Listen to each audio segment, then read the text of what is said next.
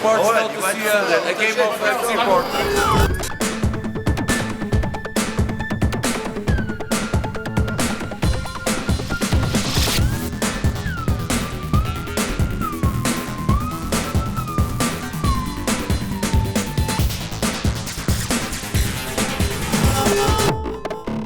We're here now in Aveiro at the fish market, prepping our dinner for tonight at the hostel. Oh God, which is eel. Portugal, the pioneers of exploration and one of the oldest states in all of Europe. This country is often overshadowed by other popular European destinations. I myself have fallen to the same fate, always passing this country up for some other location or escapade. But I tell you what, my friends, it's far from that. Portugal is a country filled with an awesome history, some of the most gracious people, tasty mouth-watering foods, and finally some of the most awe-inspiring landscapes around.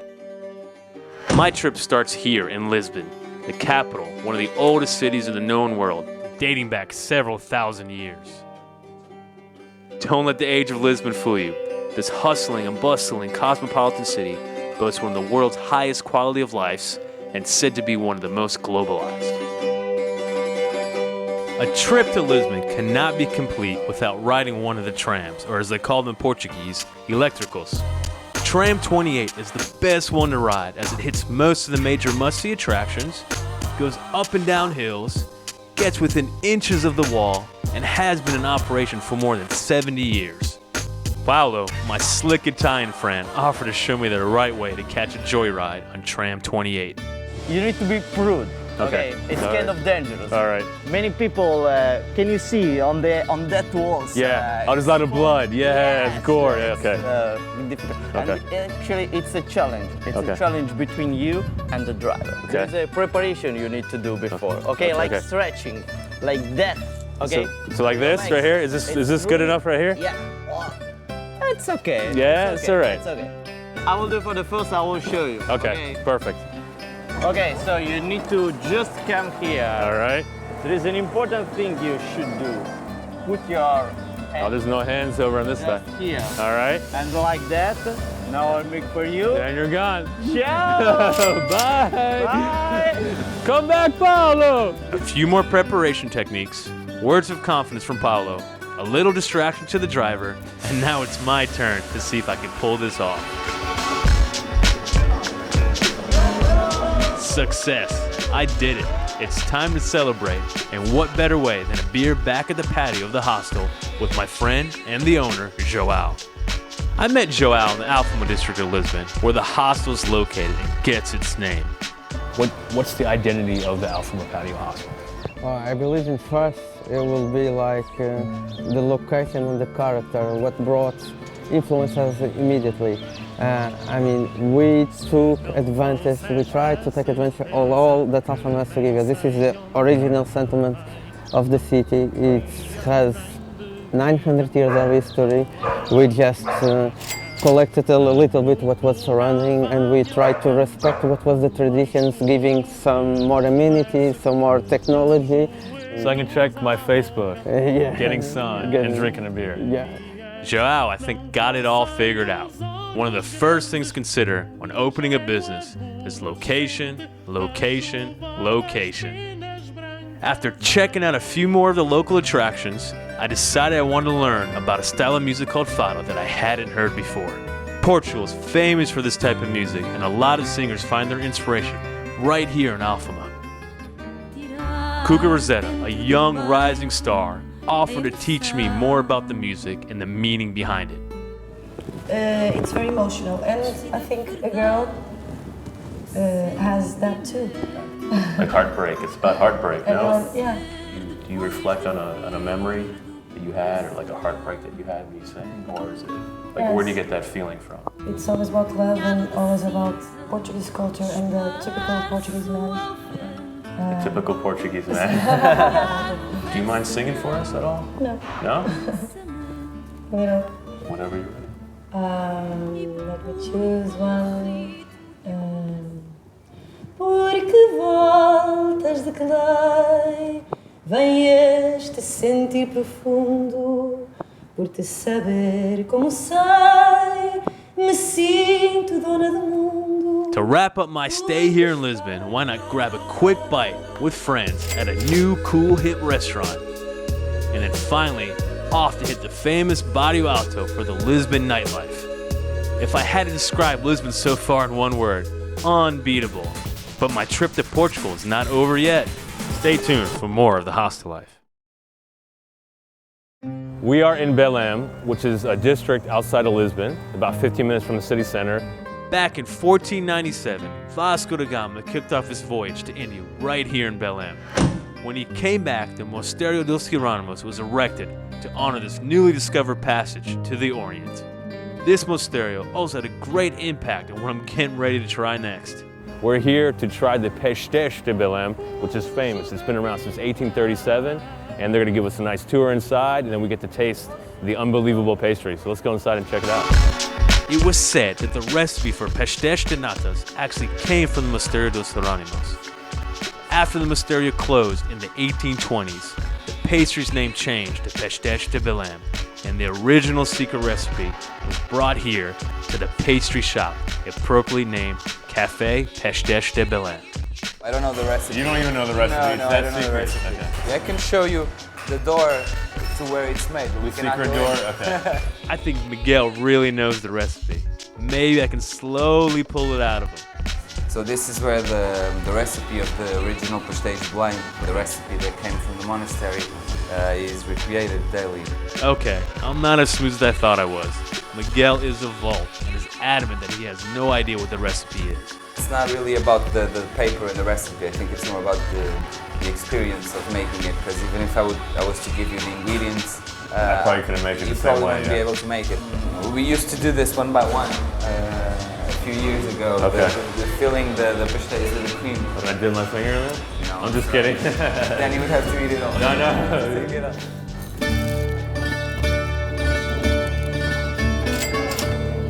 Very good. Definitely have to try pastéis de Belém when you come to Lisbon. Now it's time to make my way north to the city of Aveiro.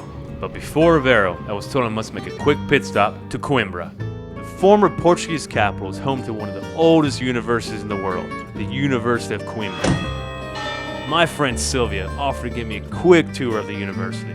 If you stay here during part of your life here during 1 year, or you will be forever a member of a republic. Okay. Imagine you are 50 years old, you are having a dinner here in Coimbra, and you are too drunk to return home, and you will knock at the door of your republic, and you it can will. always go in. Yes, always have a room for the old members. I wanted to engage one of the students at the main gate as he was wearing a cape and a suit.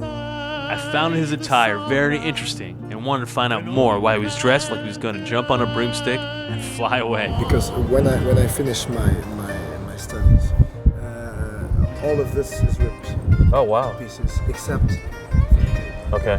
You have a ceremony in the steps of the university, Okay. and all your friends will destroy it, and you will be completely naked. not No, of course. But yeah, don't imagine me completely naked. No, I'm not But gonna do that, I'm sorry. Imagine something like this, like a toga from the Ah, Romans. okay. And for all your life, That's very it interesting. will remember your 5 years in studying in the University of Coimbra. And I can't use this separately.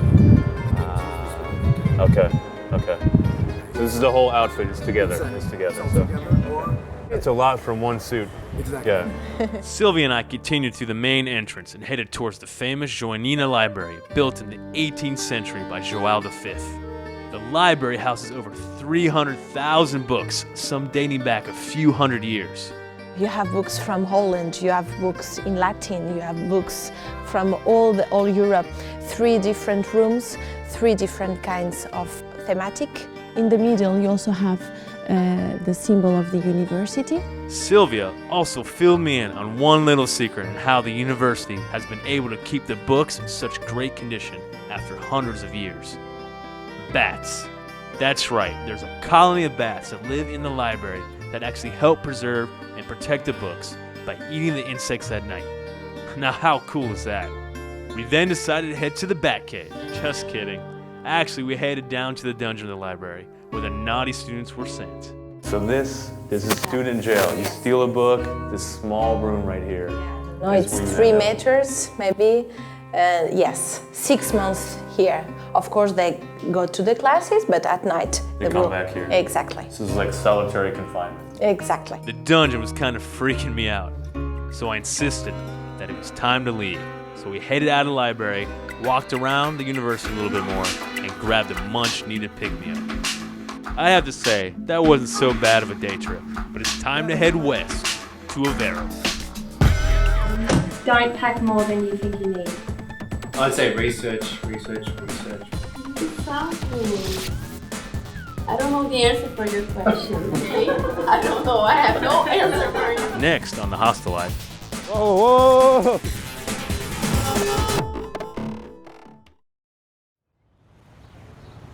A great way to enjoy the morning in Aveiro is cruising through the many canals on a Molicero.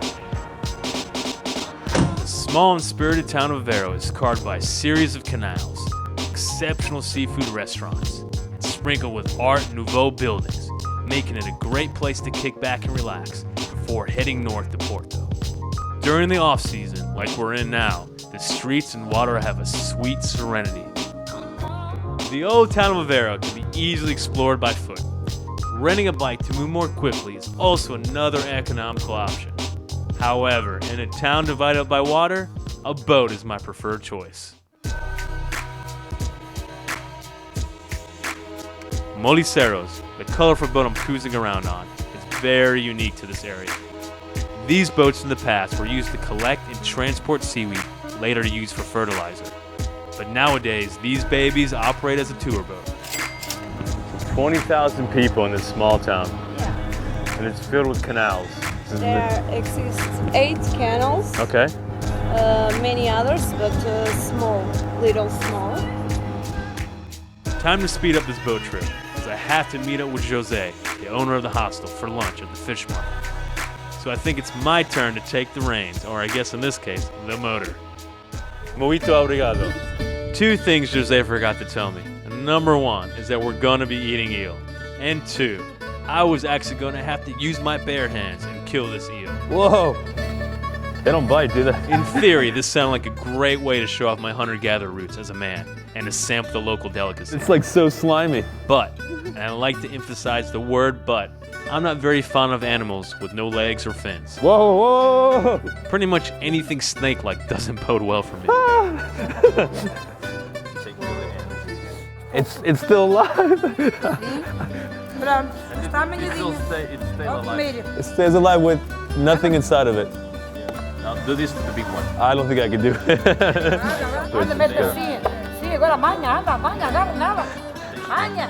Agora, é como se tivesse a tirar os 3, anda, mete aí a faca, anda, bora, mete. The lady just said this is like taking the virginity of a woman. Who am I not to take the virginity of a woman? All right.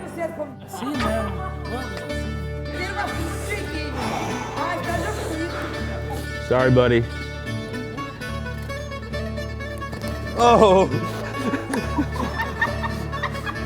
All right, here you go. Somebody else do it. All right, so much for showcasing my manhood.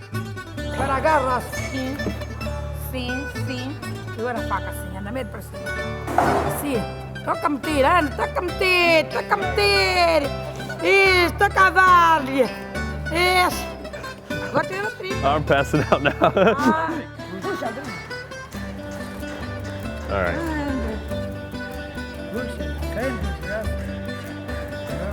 Yeah? I can't believe the eel's still moving around even after I ripped out its organs. I think my stomach's starting to turn. That's it. I'm becoming a vegan. I feel like I want to pass out. I pleaded with Jose for us to eat something else.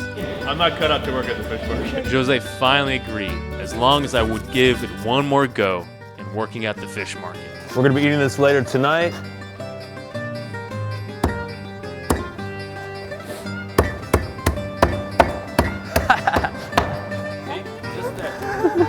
Let's eat it. I think I got enough of my fill of blood and guts for today. Since our meal change, Jose had to head back to ensure we had the right ingredients for our new meal, fish stew. I grabbed the fish and caught up back with him at the hostel to help prep for dinner.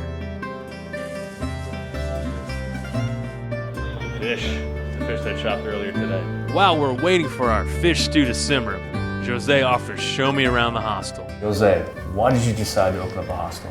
There's no hostels. There was no hostels in Aveiro. So, yeah, I decided to open this with my sister, he's my partner, and my parents also. The house where the hostel currently stands is actually over 100 years old. Jose and his family, the other partners in the hostel, upgraded the interior with a modern and comfortable feel. We try to have a kind of cozy place where people come and just feel at home, you know?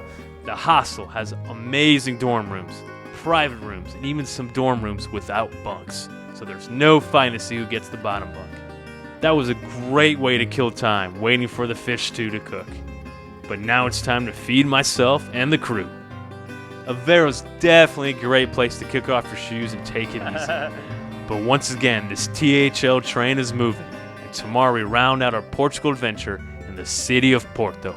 Next on the Hostel Life, found Ricardo. He's taking us inside where the locals pre-party before the match.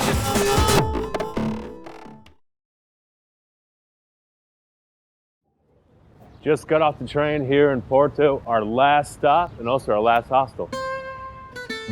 Welcome to Bullets Hostel. Thank you, thank you. One of the most important things I can't stress enough when I pick a hostel is great common areas. And Poets has just that, scattered throughout the hostel, inside and out.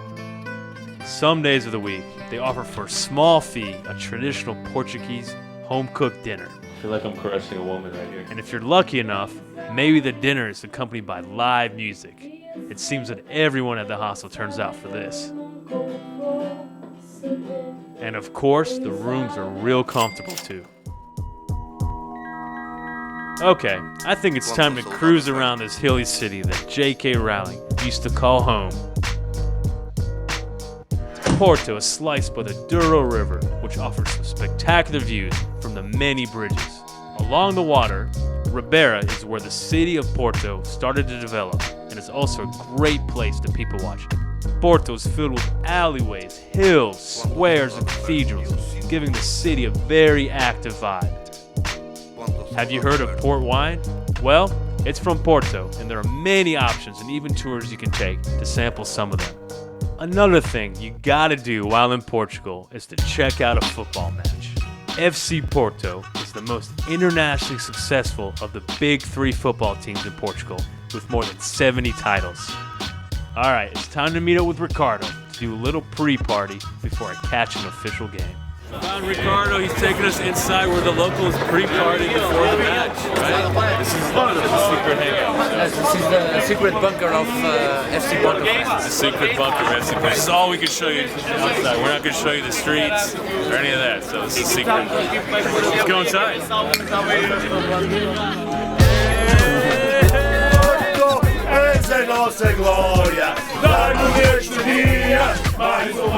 ready to go inside. Stadium, 52,000 strong. I love Portugal. You can walk around with beer. We're gonna go inside. Let's go see what's going on inside. Não sou licenciado, nem recenseado, com paciênciado, apreciar alguém credenciado, com moral, que me faça votar, me faça notar, me faça notar e faça escutar a campanha eleitoral. Por enquanto é só comédia, money, por aos médicos que se jedem a assustar o nosso povo com medo. Eu não voto, eu boicoto urnas, criam horas noturnas, sei que é o meu futuro, mas não vou acordar cedo para pôr o voto. Another great time to come to Porto is at the end of May or the beginning of June for the Saravasham Festa. Saravasham Festa is the largest contemporary art festival that lasts 40 consecutive hours. The festival offers over 200 activities and events for all ages. And the best thing is, it's free entrance to all. During the other times of year, Saravash is a contemporary art museum that used to be home to Count Carlos Alberto Cabral. The Count called upon some of the most renowned architects, artists, and landscapers in his day to help build this massive compound filled with gardens, a farm, a beautiful fountain, and of course, his contemporary home. But during Saravasham Festa, things changed quite a bit. I'm not sure what the hell is going on over here.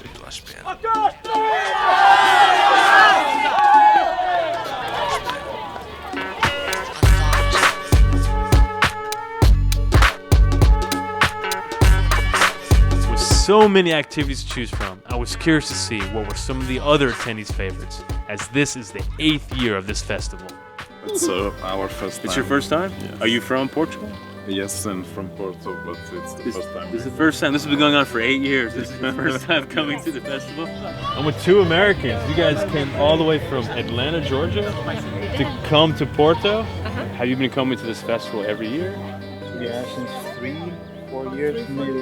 In 4 years? Okay. So you've been here 4 times? Yeah, 4 circuits. Wow. I'm from Peru, Lima, Peru. Lima, Peru. So you came all the way from Lima, Peru to come to Porto. There's always different things to do.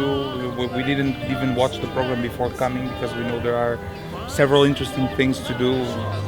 You see it all. There's not one thing you can pick out. The circus act. A lot of music tonight. Music tonight, yeah, music here, music there. I'm into the music. I Okay. want to perform, dance, and electronic music. So Very I cool. think- We just wandered through the woods basically to get here by ourselves. It's pretty Pretty cool. Smells kind of scary, actually. Chicks on spin! Chicks on spin! It's been an unbelievable time here in Portugal. From taking out the music scene in Lisbon, cruising through the canals in Aveiro, driving up to Coimbra, and now we're partying down here in Porto. Isn't that right, my friend? Yeah, let's go! Woo! So until next time, keep your mind free, your eyes open, Because you never know what adventure awaits.